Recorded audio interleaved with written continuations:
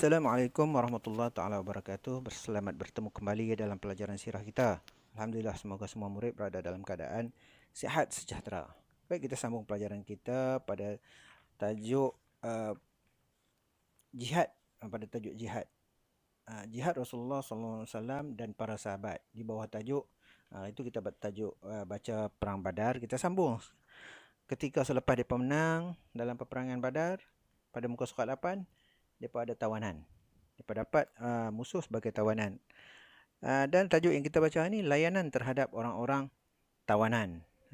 Apabila orang Islam menang, orang kafir kalah, dia tangkap orang-orang kafir tu, dijadikan tawanan. Apa yang dilakukan pada orang tawanan tu? Baik, kita baca. Nombor 1, setelah pulang ke Madinah, Rasulullah SAW bermesyuarat dengan para sahabat untuk membincangkan tindakan terhadap tawanan perang Badar. Apa dia nak buat dengan tawanan perang Badar? Sebab ini peperangan kali pertama, mereka tak pernah buat, mereka tak pernah tahu. Kalau zaman sebelum Islam, mereka jual dah. Kemudian yang kedua, Sayyidina Umar mencadangkan semua tawanan perang dibunuh. Tetapi Sayyidina Abu Bakar tidak bersetuju. Beliau mencadangkan agar tawanan tersebut ditebus oleh orang Mekah menggunakan wang. Dia kata, ikat jamin lah. Macam ini ikat jamin lah. So ikat jamin, bayar, aku lepas. Orang tawanan. Mana kita lepas, dia kena bayar duit. Seorang bayar berapa. Kemudian yang ketiga, Rasulullah SAW bersetuju dan membahagikan kepada 3 kategori. Kemudian Rasulullah setuju cadangan Sayyidina Abu Bakar untuk jadikan tawanan tu ditebus, bayar dengan duit. Kategori yang pertama, orang yang dapat menebus dirinya akan dibebaskan. Maknanya orang tu dia ada duit, dia bayar, dia akan dibebaskan. Dia bayar sendiri lah.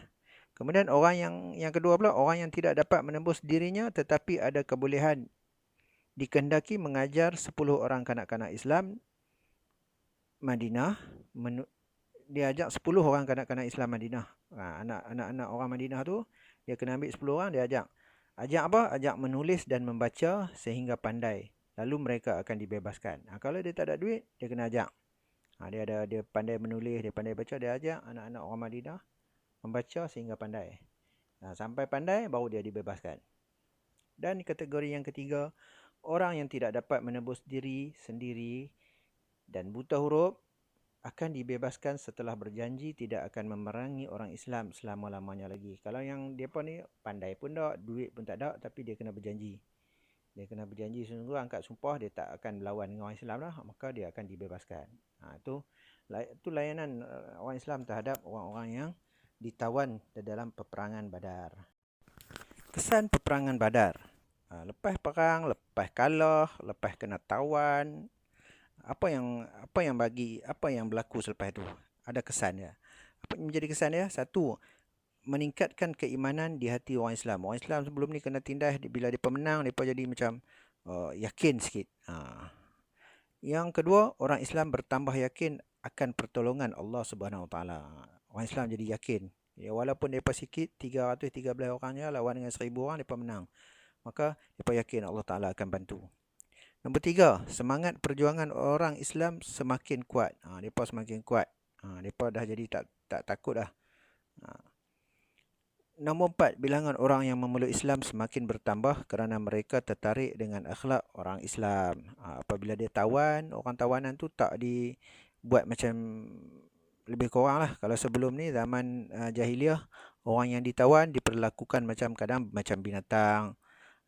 Dia kurung, dia ikat, dia bubuh apa? Dia bubuh tanda macam lembu tu kat telinga, bubuh besi. Besi panas ya, bubuh kepit.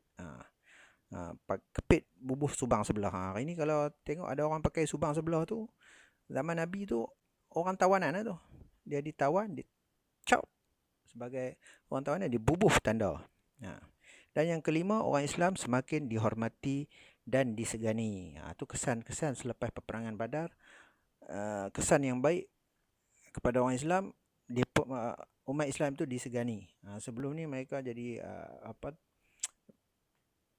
di kalangan hamba, kebanyakannya orang Islam di kalangan hamba, orang miskin. Mereka kata orang lemah, tapi apabila perang, mereka menang, maka orang hormat lah. Orang tak berani buat leceh dengan mereka. Kemudian kita tengok pada muka surat 9. Pada muka surat 9.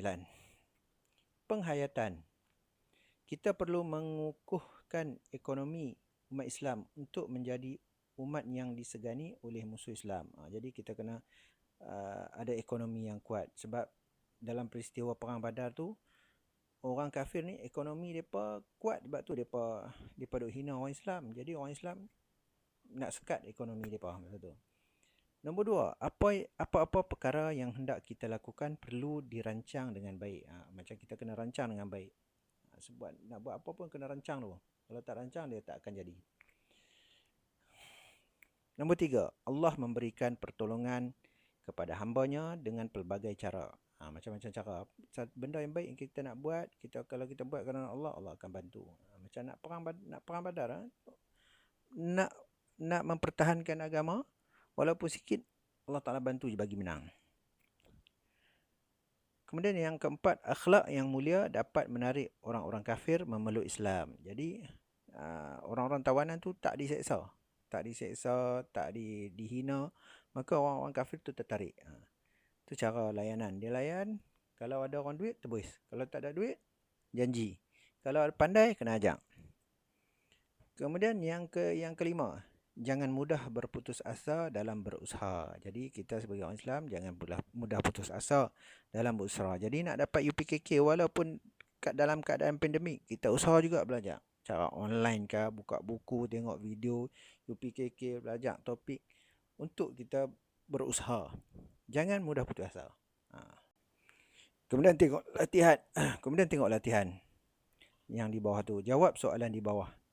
Cari buku tulis, jawab soalan di bawah, kemudian snapkan gambar tu, hantar pada saya. Okey. Jawab soalan di bawah tu. Yang pertama, bilakah dan di manakah Perang Badar berlaku? Tengok, Perang Badar berlaku kat mana, kita belajar tu. Di mana peperangan berlaku dan bila tarikh dia tu. Bila tarikh dia. Okey, yang kedua, apakah yang menyebabkan Perang Badar berlaku? Sebab apa? Apa yang menyebabkan peperangan Badar tu berlaku? Kita dah baca dah mula tu, apa sebab berlaku. Yang ketiga, bagaimanakah tentera Islam mencapai kemenangan dalam Perang Badar?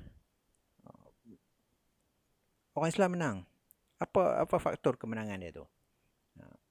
Tulislah tu dan tu. Yang keempat, apakah kesan Perang Badar? Lepas Perang Badar, apa yang berlaku? Kesan dia kepada orang Islam. Dan yang kelima, nyatakan 2 penghayatan yang dapat diambil daripada kisah Perang Badar tu. Daripada kisah Perang Badar tu, apa yang kita dapat fahami sebagai panduan peristiwa-peristiwa dalam Perang Badar. Wallahu a'lam. Kita bertemu lagi pada tajuk yang seterusnya.